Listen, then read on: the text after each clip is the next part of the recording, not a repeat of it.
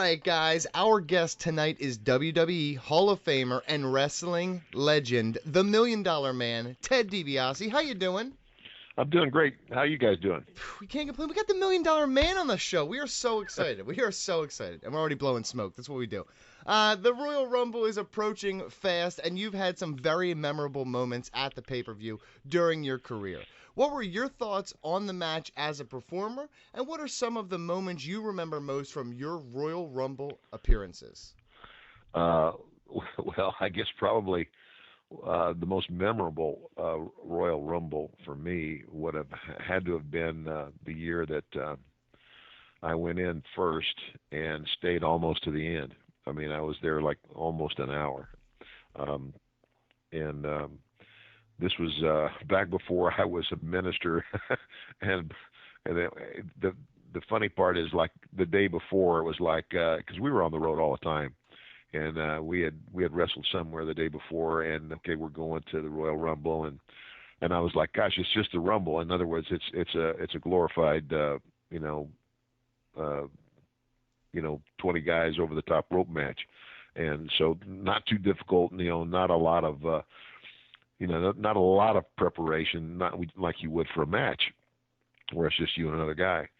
So, I actually had a little bit too much to drink, woke up with a hangover, and I thought, well, it won't be too bad. And I'm at the building, and Pat Patterson walks up to me. He said, "No, don't eat too much, Ted." I said, "Why?"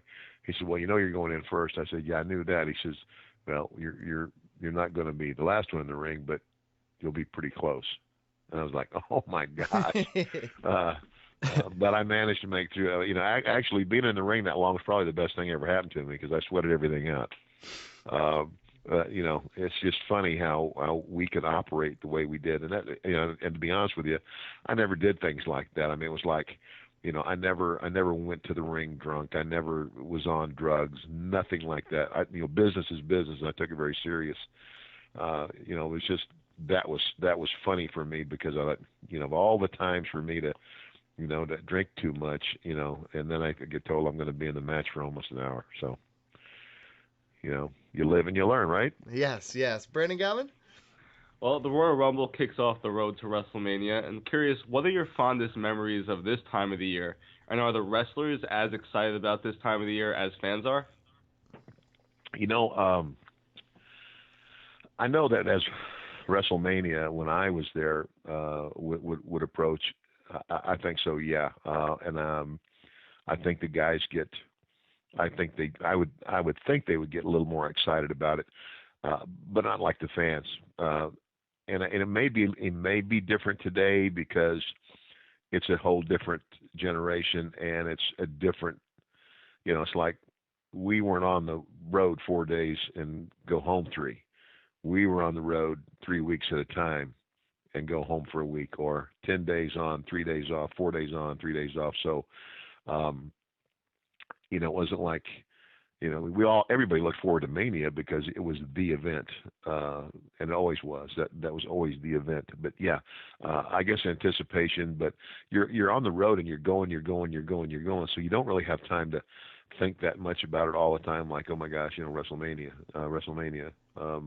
At least for me, it was like, and I don't want to say that would be the one event, but of course back then, guys, we only had 4 pay-per-views.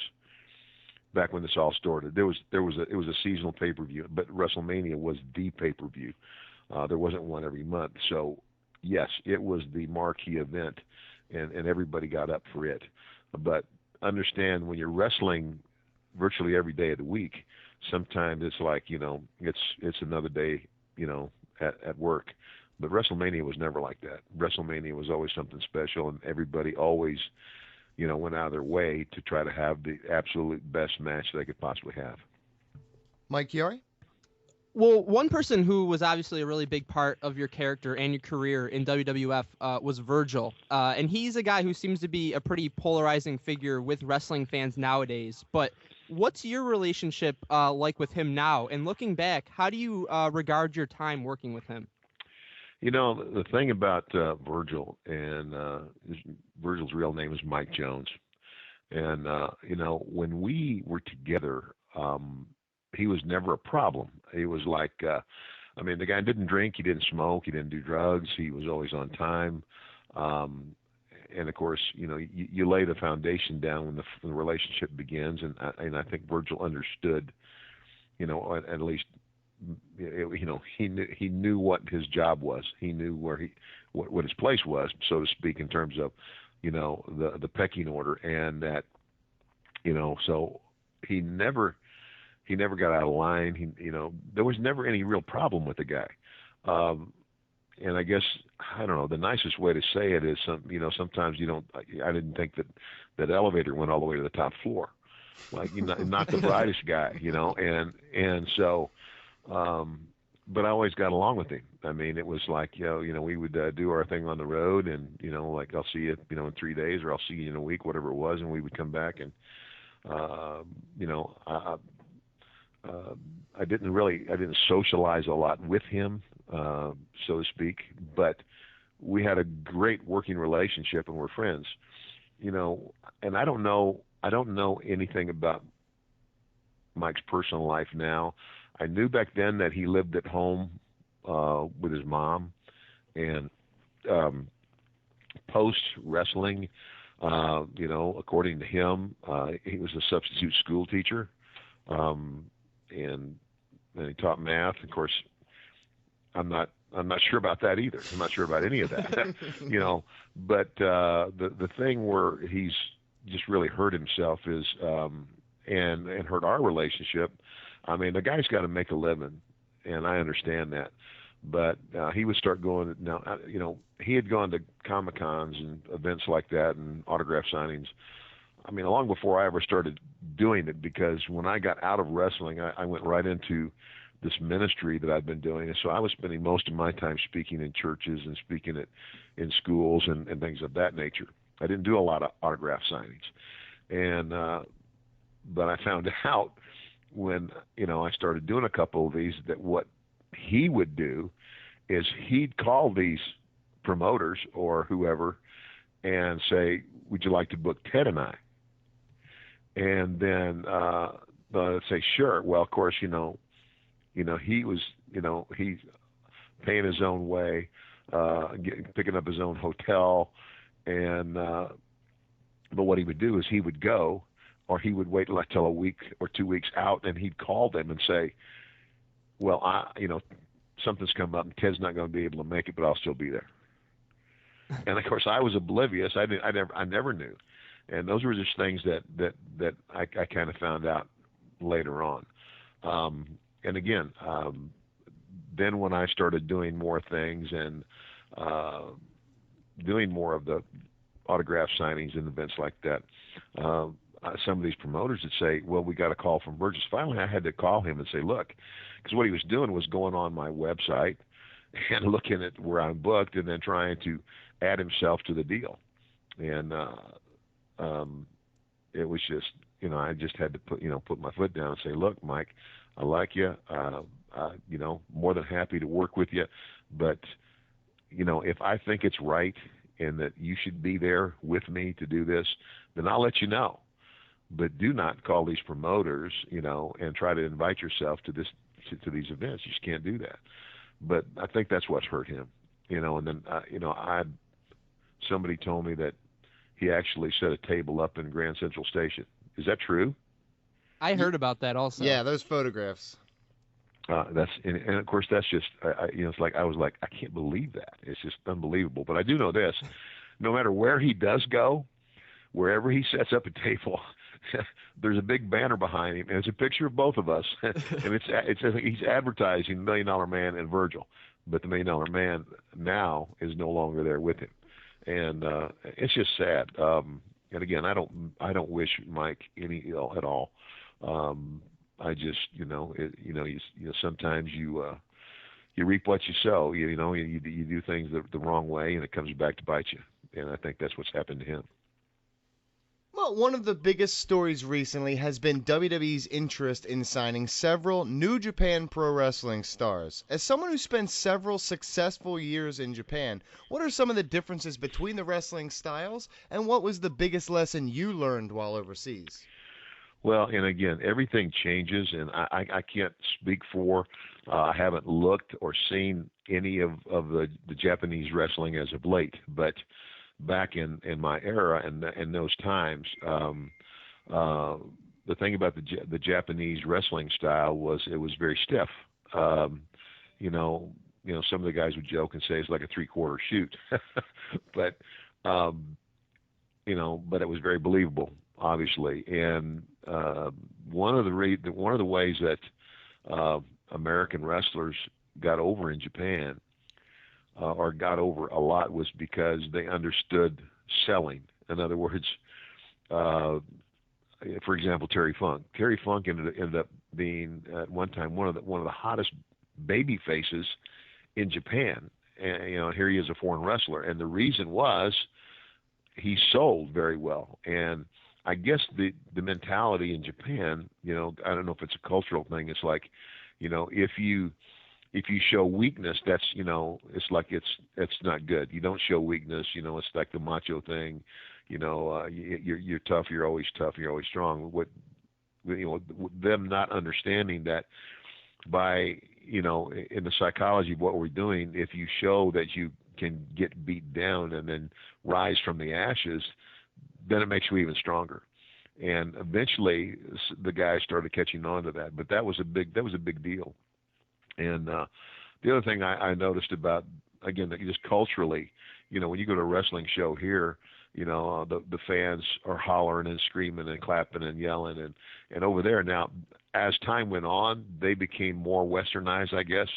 The crowds did, but initially, in the wrestling shows, most you'd get out of the fans, if like a big bump or a big high spot of something, would be like like ooh and a light applause. It was like that was very polite, and that was just a cultural thing.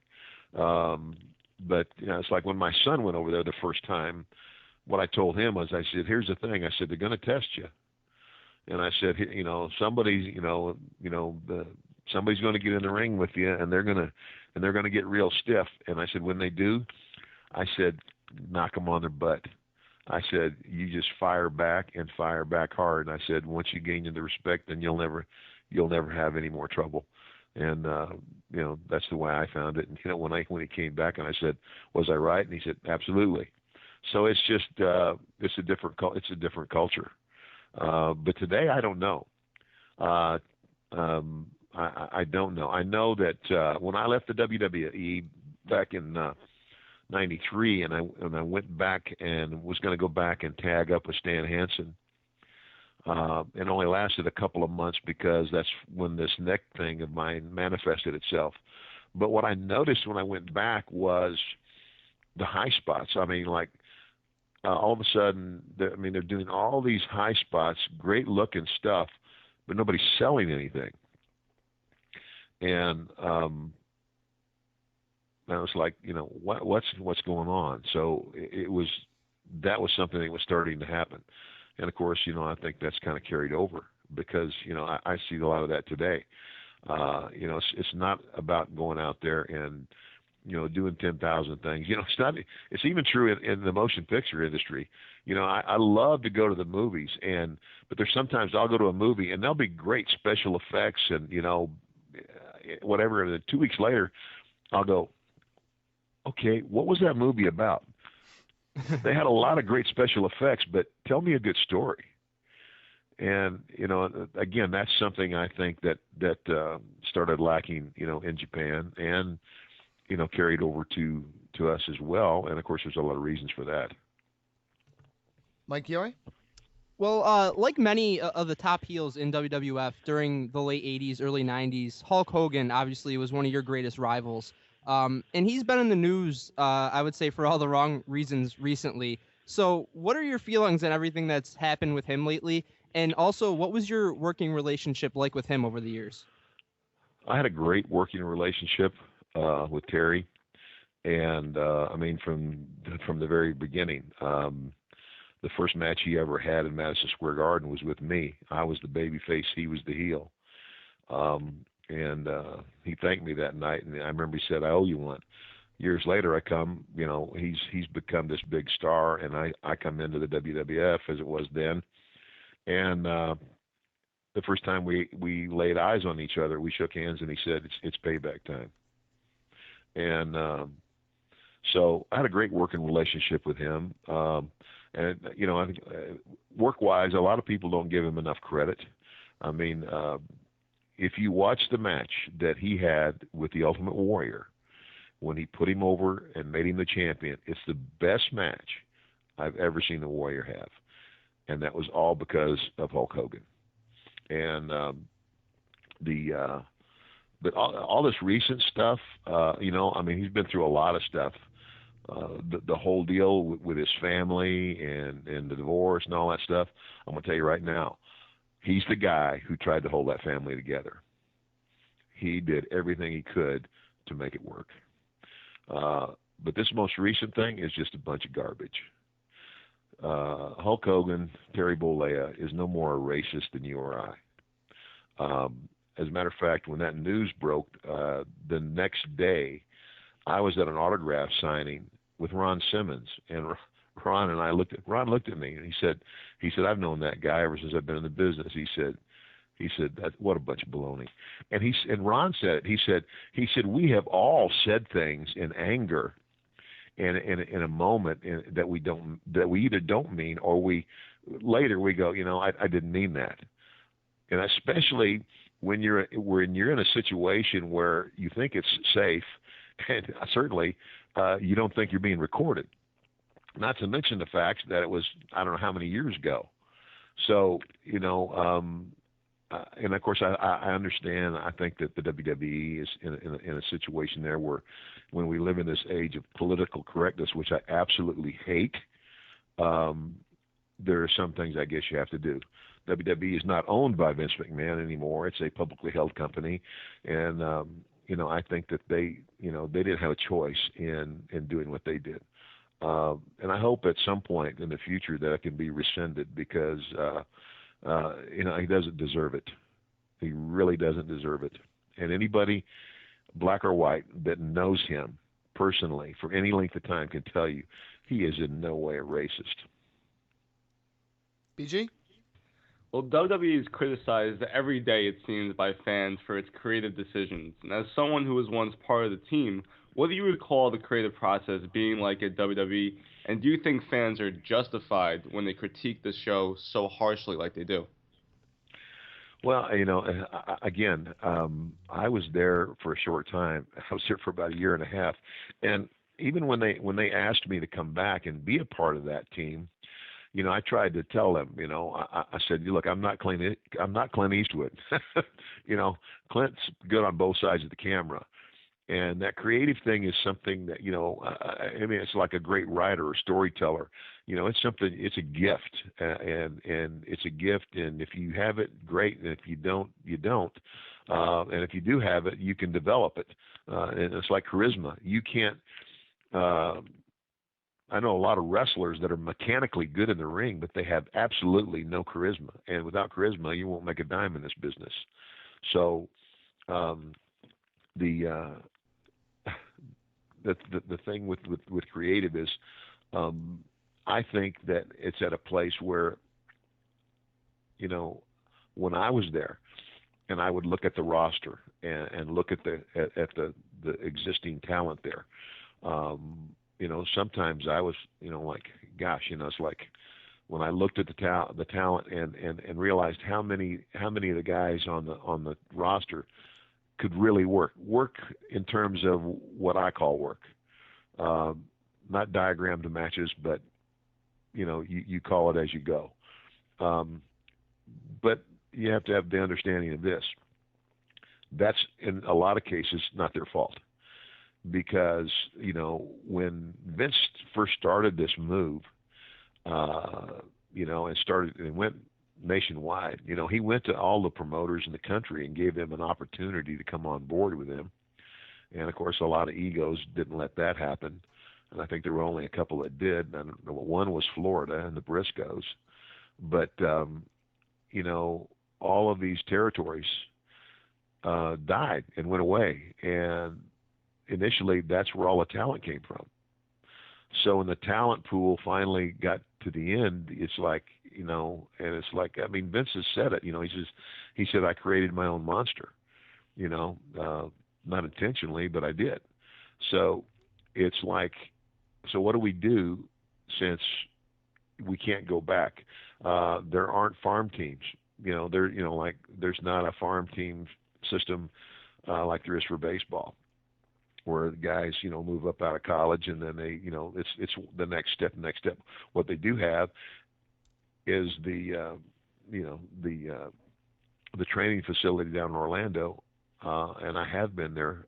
I was there been a year ago, but I was there for a week as a guest trainer, and I was really impressed. I was really impressed with the steps they're taking to try to teach the young and new coming talent the art of the business.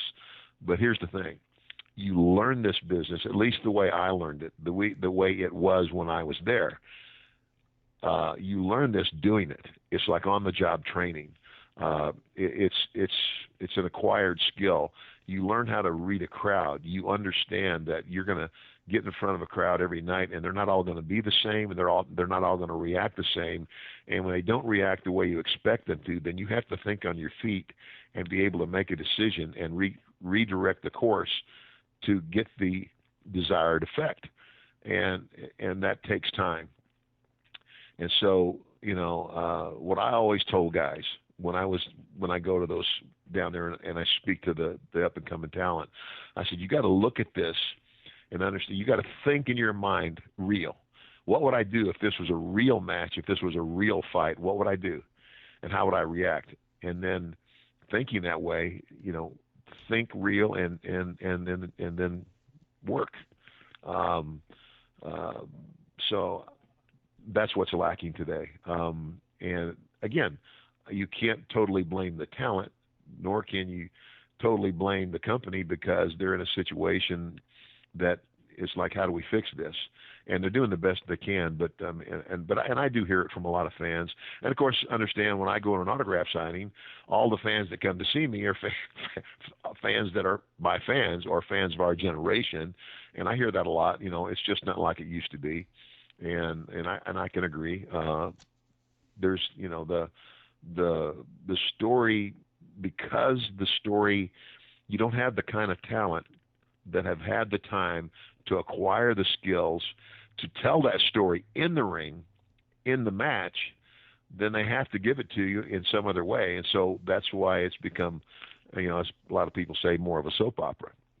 And again, I don't want to be one of those old timers that goes, because you hear that from old timers all the time. Yeah, it's, these young whippersnappers, blah, blah, blah, blah, blah. Look, you know what? We wouldn't be having this conversation if Vince McMahon hadn't taken wrestling and done something with it that nobody ever dreamed. I mean, and quite frankly, had he not made that move, I think wrestling would have died a long time ago, because when you've got all the social media that you have now, and people can turn on their TV and there's 300 different channels to choose from, I don't think that they would be watching a wrestling show that's shot in a studio and the crowd is two sets of bleachers, because that's what it used to be. But nonetheless, we're at this place now where how do we get them? It's like take John Cena for example. John's a hard-working guy. He's a great guy. Now, when I saw John Cena, when he first started getting the big push, I was like, wow. It's like, really? It's not that I didn't like him. It was like, but what I can say now is John Cena is so much better today than he was back then when he started. But why? Why is he better? He's better because he's had all that time and all that ring experience. Again, back to, we never mapped out matches. All I knew when I stepped in the ring was the finish, and maybe based on a history, like whoever I was with, had we done something, this is how the last match ended, and so here's what they should expect tonight. And so you might have something to start the match, and obviously you knew how it was going to end, but everything in the middle was called on the fly, and that's what gave it a more real feeling.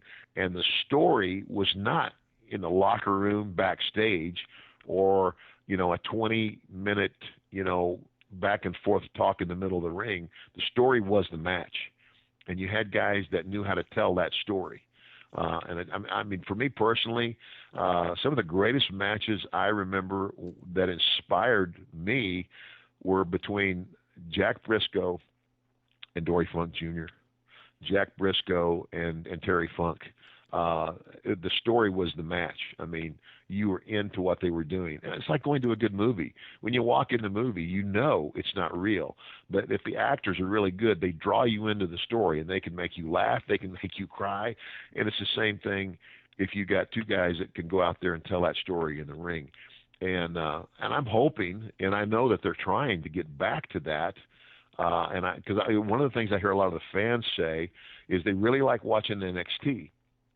And I'm going, well, I don't watch a lot anymore because I'm just busy doing other things. People say, you don't watch the shows all the time? I said, look, if you had been a doctor for 30 years, would you go home every day and watch Dr. Oz? No. But what I hear from fans a lot is they go, we really like NXT. And I said, well, I'm just guessing, but probably because the show's only an hour long and almost most of it's wrestling. And they go, exactly. It's kind of like they don't like the 3-hour, drama or soap opera. But again, because I was there, and I understand it's like, what do we do? How do we do this now at this time with what we have and try to make the best of it? And I think that that's what they're trying to do. It's like World Wrestling Entertainment, and people say, well, gosh, Vince was saying, don't call them wrestlers anymore, call them superstars. And I simply think that Vince is trying to do the best that he possibly can with what he has right now, with the way things have evolved, so to speak. And again, nobody works harder or longer. I mean, I was there. I mean, the guy only gets about 4 hours of sleep a night. I have the greatest respect for his tenacity. I mean, my gosh, I just turned 62, which makes Vince, 70, 71, and he could still be on the cover of Muscle and Fitness magazine. And it's like, it's just unbelievable, the work ethic, and nobody works harder than him. It's just, and again, the greatest deal of respect for him. But I also think that sometimes you can't see the forest for the trees. You know what I'm saying? Sometimes you're so close to something. If you would just stop and step back and try to look at it from a distance and look at it with other eyes, you might see it differently. And I think that of course, again, this is all speculation because I'm not there. I'm not there, and I don't talk a lot to the guys because I have so many other things going on in my life right now. I love the business. It will always be a big part of my life. I grew up in it, the whole deal. But it doesn't define who I am. I'm not Ted DiBiase, the wrestler, and I'm Ted DiBiase, the retired wrestler. Now I'm a minister. But I'm very grateful. I mean, had I not had the opportunity afforded to me by Vince McMahon, you guys wouldn't be having this conversation with me, and I couldn't walk into a store in Scotland and have a 6-year-old little boy recognize me. It's just unbelievable, the marketing that the company's done. So I mean, I've gone on and on, but I hope that answers your question. I understand the angst with a lot of fans, and yes, especially if they're fans of my generation, that like, gosh, I want to see more action. I want to see matches that are better. I hear that all the time. I don't want to see a 3-hour soap opera. So I hear that a lot. But I think they're doing the best they can with what they have to try to change that. And I think, like anything else, it's going to take time. Final round of questions. Mike Chiari, you want to start us off? Yeah, well, you went to WCW in a pretty high-profile spot in 1996 as the fourth member of the NWO. I've always wondered, what were the major contributing factors in your decision to make the leap to WCW at that time? And also, how do you feel about the way that you were utilized there? Okay, first, when I left the WWE, then I wasn't unhappy with the company at all. And this goes back to, you know, a lot of things started changing in my life in March 1992, post WrestleMania 8. When I called home and my wife confronted me with adultery, that was a game changer. That's when Ted took a long, hard look at his life and all that I was doing, and a lot of things in my life changed. I turned back to the faith that I've been raised in, my Christian faith, I made probably, I think, the best choice in my life in terms of, I could have tried to lie my way out of that deal, and all that would have done was eventually blow up in my face. But I threw myself on the mercy of the court, so to speak. And I really thought that my wife was going to leave me. And back then, if I'd have been her, I would have. But her faith was such that she was willing to, it wasn't kind of like, it's hard for me to explain. It's like, I don't really want to do this right now. Right now, I'd like to hit you in the head with a brick. But I serve a God who says forgive, and I serve a God of restoration. Those were her words to me. And I says, I'm going to try. She goes, I think you really want to change. I think you really want to be a man of God. She goes, I'm just not sure you're man enough. So she challenged me, and I took the challenge. So I say that to bring you to where I was. When I went back to work for Vince, after I had left in 93, and here's the thing. All this stuff happened in 92. By the summer of 93, here's what I realized. I have got to separate myself from this environment, because if I don't separate myself from the environment, it's going to suck me back in. Now, again, back then, we were all like rock stars. It was the next town, the next show, the next party, the next girl, da-da-da-da-da-da. Whether it's football, basketball, baseball, movie stars, rock stars, it's the same old story. So, again, if you have a drinking problem, stay out of the bar. If you have trouble, if you have a drug problem, you stay off the street corner and you run, get away. And so when I went back to work for Vince, I went back to work as a manager, a ringside manager, managing talent now as opposed to wrestling, and a color commentator.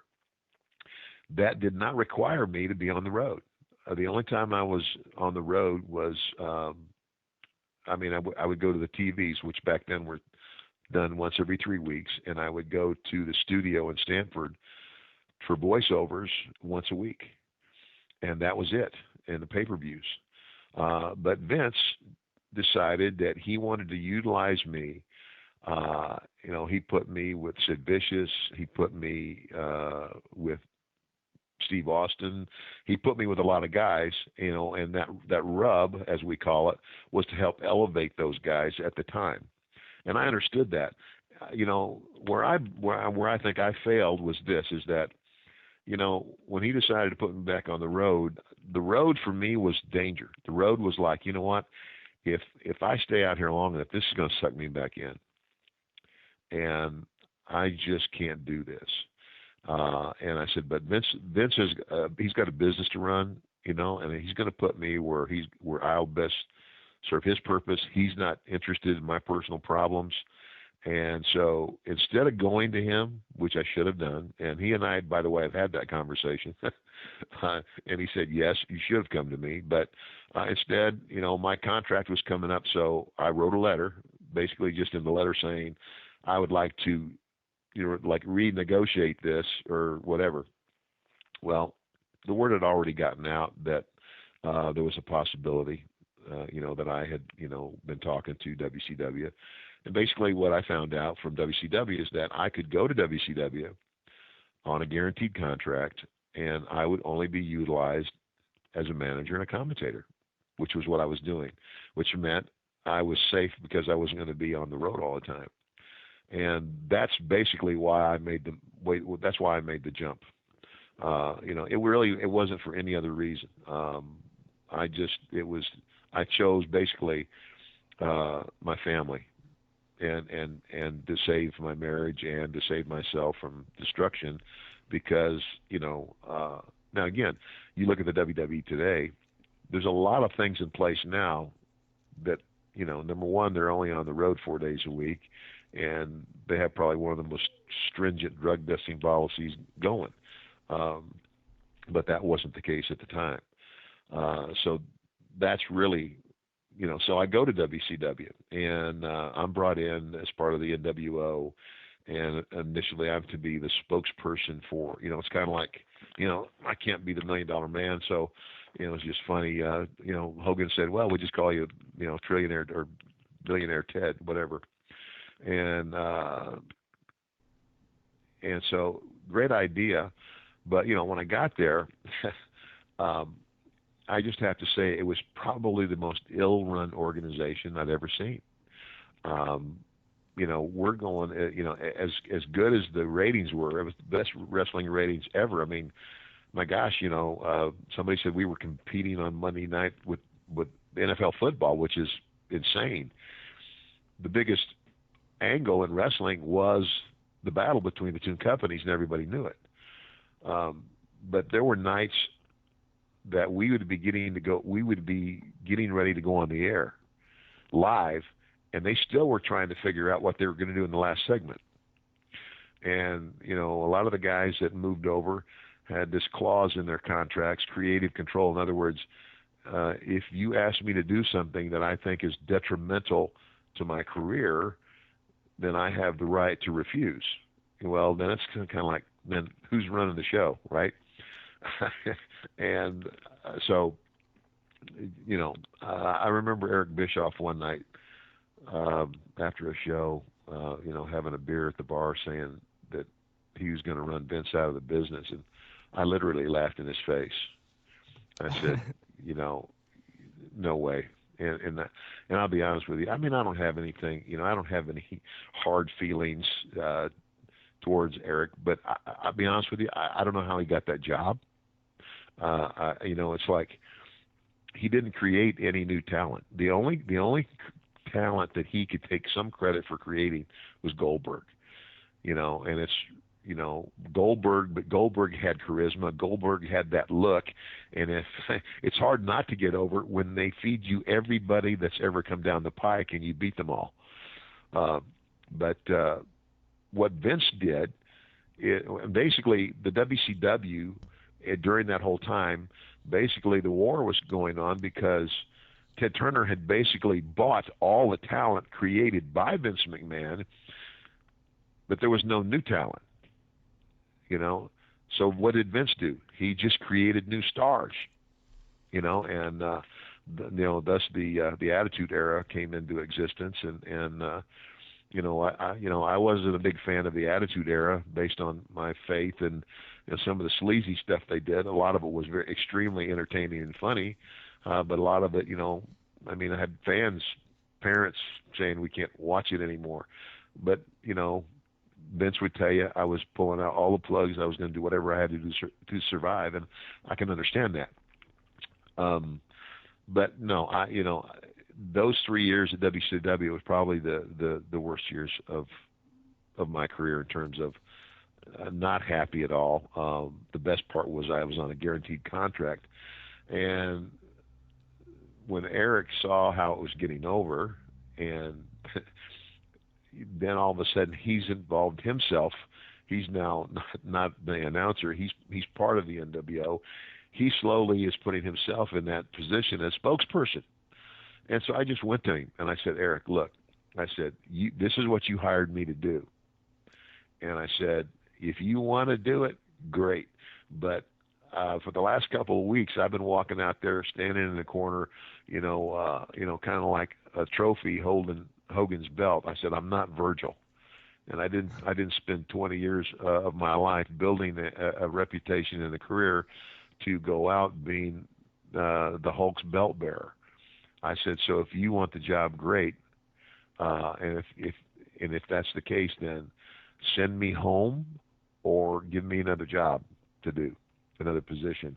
And he said, well, okay. And so I went home and collected my check until they brought me back. And when they did, they brought me back as a babyface manager for the Steiners, which that didn't make any sense either. But by that time, guys, I'll be honest with you, I didn't care anymore, because when that contract was over, I was basically out of the wrestling industry as a vocation in life, because by that time I had started going and doing a lot of speaking and getting my ministry up and rolling. BG? You're one of our personal favorites. We routinely reference your work on the show. Why or what do you think made your character so successful in WWE? Well, again, back to the very first conversation that I had with Vince about this character, and he said it. He said, the million. Well, actually, we didn't have a name yet. He said, Ted. He said the one thing everybody hates somebody who, by virtue of their wealth, thinks they're better than everybody. They, that arrogant, cocky, pious, nose-up person who just, looks down at you like you're a peasant and basically thinks that because they're so wealthy, they can buy you or anybody else or anything. And when he said that, I just started laughing. I said, you're absolutely right. And I said, I can't stand guys like that myself. And he said, but that's the essence of this character. And he said, I think that you're the right guy for it, because if you go back and you watch me, when I was a heel for Georgia Championship Wrestling and when I was a heel for Mid-South, that's pretty much the way I carried myself anyway. When I did interviews, I always talked down to the people, and I always had that pious attitude. And he said, you're perfect for this, because you interview great, you're a great worker, and it's just a perfect fit. And so that's how this character was created. And that's, again, Vince's words. He said, there are so many things we can do with this. And he said, people will never get tired of hating you. and it's true. And I'm trying to think, I was listening to somebody, I think it was Jericho was having an interview, and he was saying something about being able to maintain himself and continue to be a heel all the time. He says, because if you don't change, that eventually as a heel, you'll end up being a babyface. Well, that's true only in cases of what we would call the kick-ass heel, Stone Cold type heel, The Rock type heel. Eventually, those guys all become baby faces because in our core, we all love a tough guy. But the guy you never get tired of hating is, excuse the expression, what we called in the business the chicken shit heel. The guy who talks real big, he can wrestle, he's got the goods, but he takes all the shortcuts. Basically, a bully. And nobody ever gets tired of seeing that guy get his butt kicked. And again, I couldn't agree more. That was the kind of heel I always was anyway. And it's as true today as it was if I were to go back and be that heel again, I could have just kept going. Again, modern day version of me was JBL. We actually laughed about it. I said, you're the cowboy version of me, next generation. And he was the same type of heel. Everybody knew he was big and strong and tough, but when you get in his face, you'd get that look on his face like, oh my gosh, and you coward, and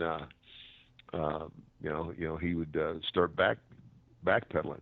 So, a lot of people have said to me, a lot of fans, they go, man, we think you're one of the greatest heels of all time. And I said, well, I appreciate that. But I loved it. I loved doing what it was my job. Funny that people will come up to me and get autographs down. They go, "Please don't be offended, Mr. DiBiase, but I absolutely hated your guts." And I go, "Thank you." I mean, that's what I was. I'd be worried about you if you actually really liked me. And that's a compliment, because that was my job. My job was to do the best job I could of making you hate me, and I had a lot of fun doing it. Okay, we're going to completely 180 right here for the last question, because you were the $1 Million Man, but now you are the man behind the Heart of David ministry. What a 180 you've taken. We'll talk about the ministry, how it came to fruition, and what your mission is with the platform. Heart of David ministry is a ministry that basically I established, and initially and right now it's a ministry of evangelism and encouragement. I have a big heart for kids that are growing up without dads, that are disadvantaged, that are handicapped in whatever way. I have a big heart for that.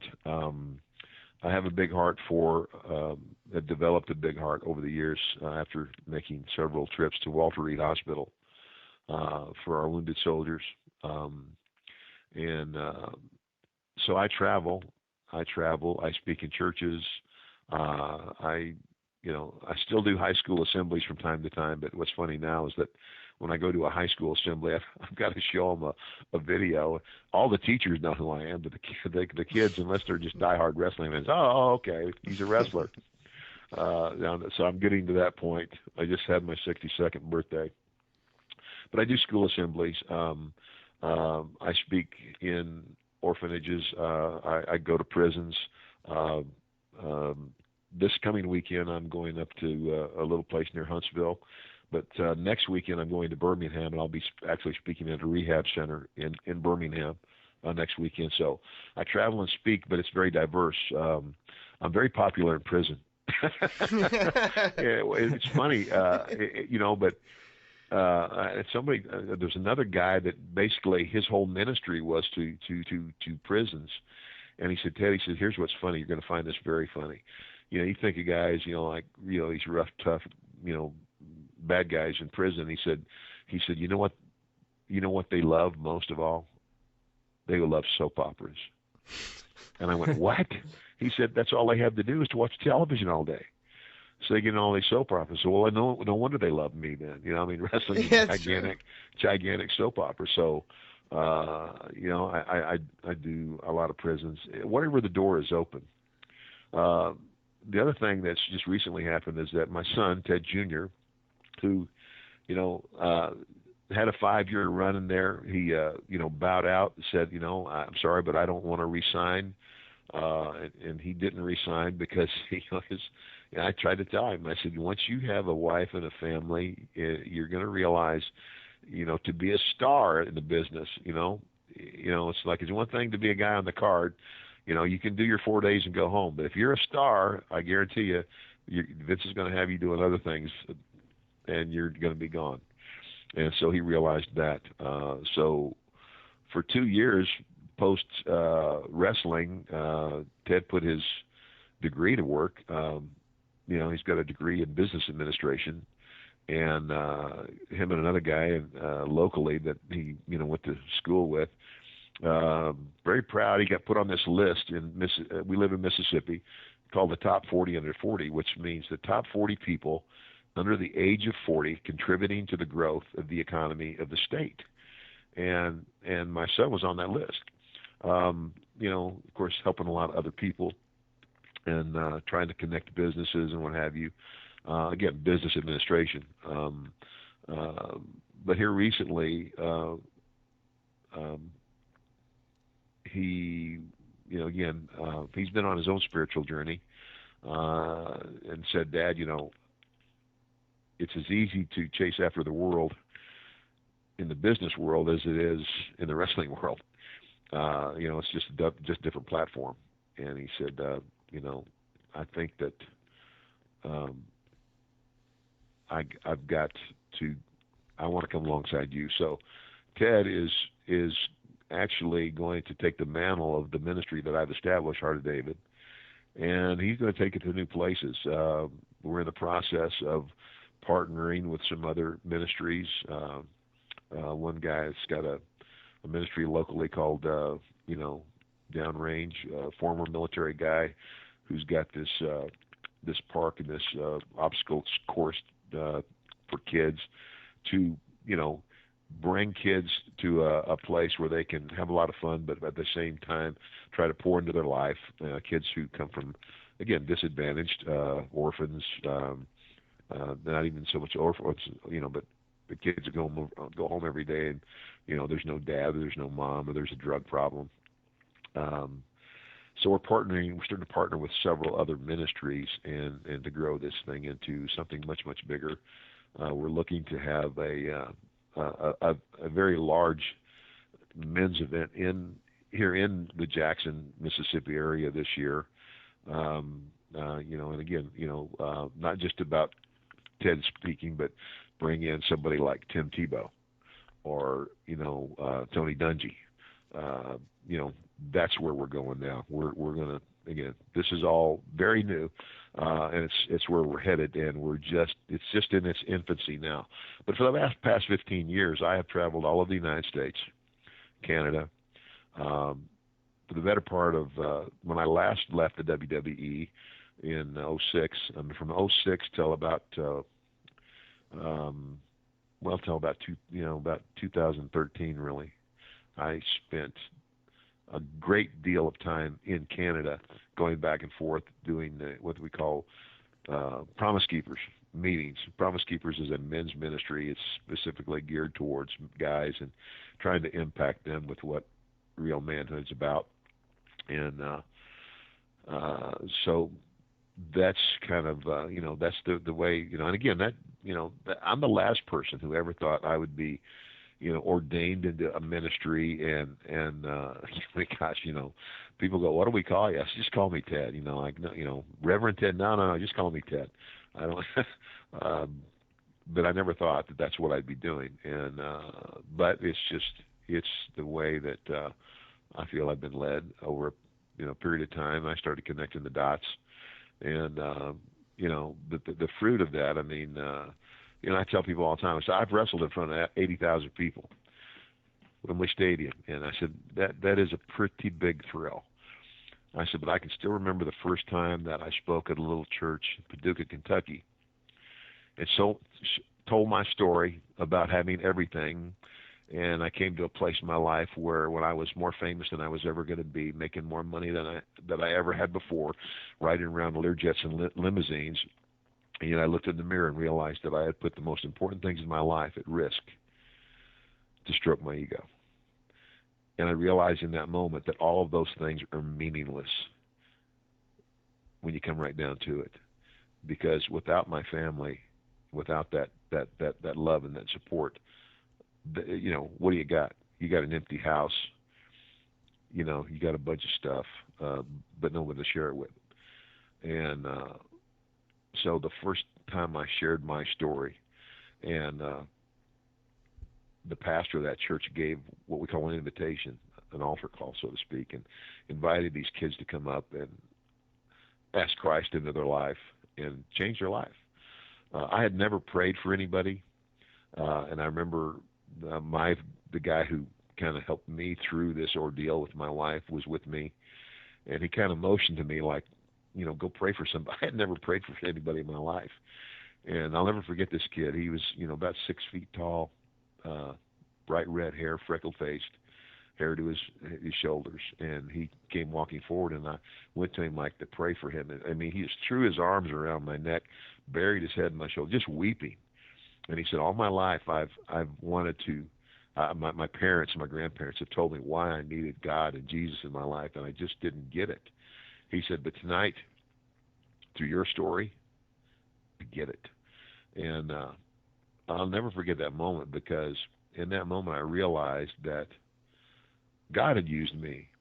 It wasn't me. It was God using me. I'm just a vessel. I'm just a messenger. And through my message, I realized that this young man's life was going to be changed for the better. And guys, I'm going to tell you something. All the WrestleManias in the world can't touch that.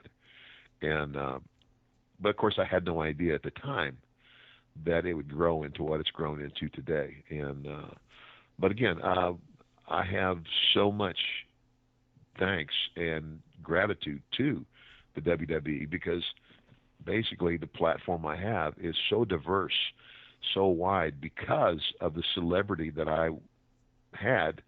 And that's what's really amazing, is that it's incredible. I'm 62 years old. I haven't had a pair of tights on since I was 40. And I promise you guys will never see me in them again.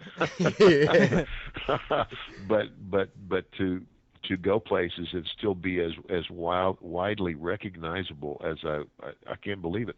I went to New Zealand last year for the very first time, last summer, and I was in Wellington, and I had a couple of days off before.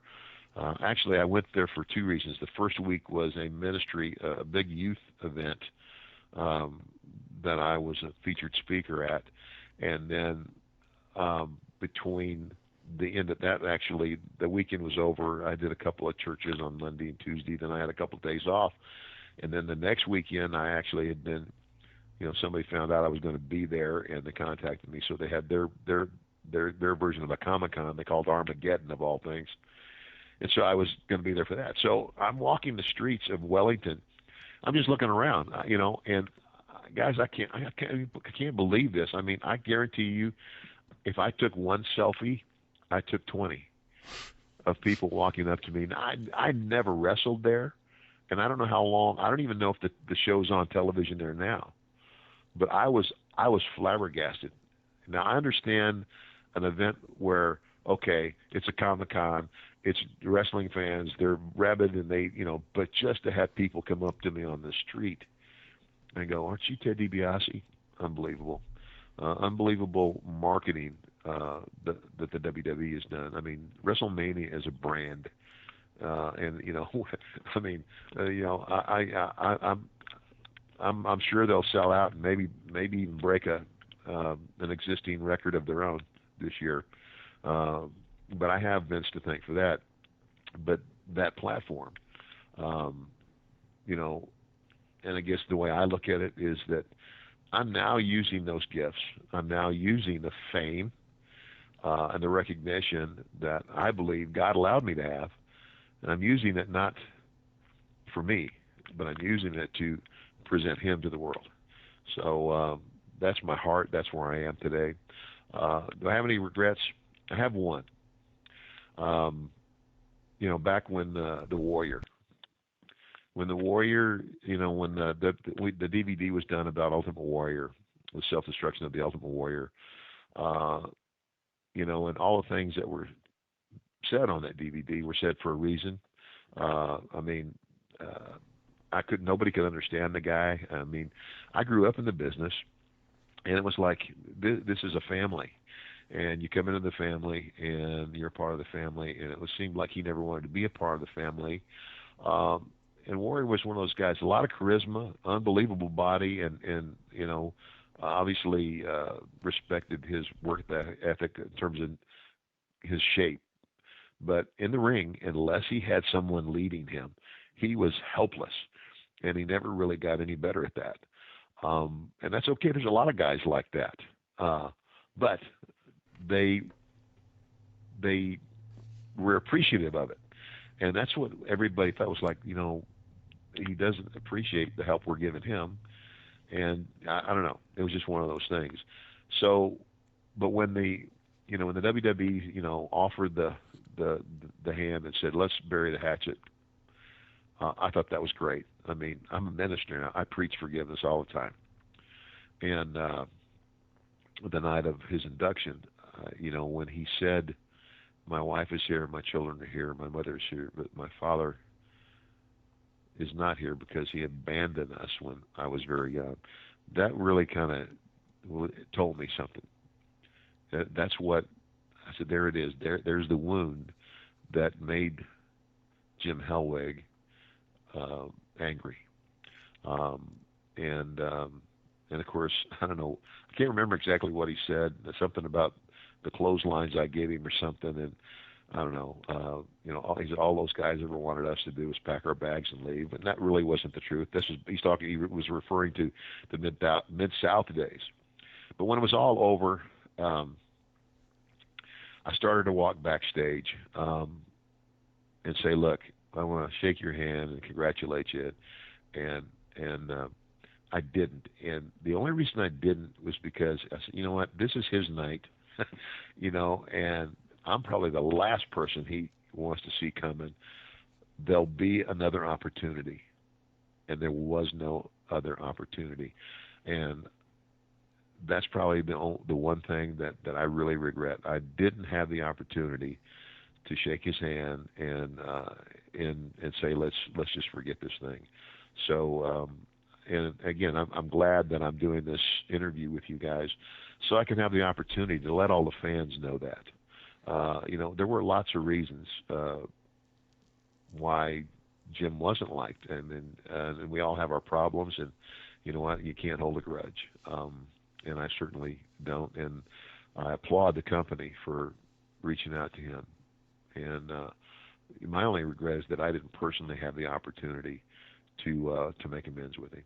So I wanted to throw that in here so everybody would hear it straight from the horse's mouth. A huge thank you to WWE Hall of Famer Ted DiBiase. Tell the fans where they can support you and the Heart of David Ministry. I have two websites, milliondollarman.com and heartofdavidministry.com. And you can go on there and see where I'm going to be and what I'm up to. I am on Twitter, MDM, Ted DiBiase is my handle. So you can keep track of what I'm doing. And if you are interested or you want to keep track of what we're doing and the ministries and the things that are upcoming, which are going to be really great in the next year or so, that's where you would go to stay in touch. And if you want to contribute to the causes, then great. And the biggest causes right now are underprivileged kids and the wounded warriors. So, but I mean, again, there's going to be so much more coming down the pike now that Ted Jr. is on board. So there you have it. Another huge thank you to Ted DiBiase. We appreciate the time, sir. Guys, thank you so much, and I appreciate you having me on.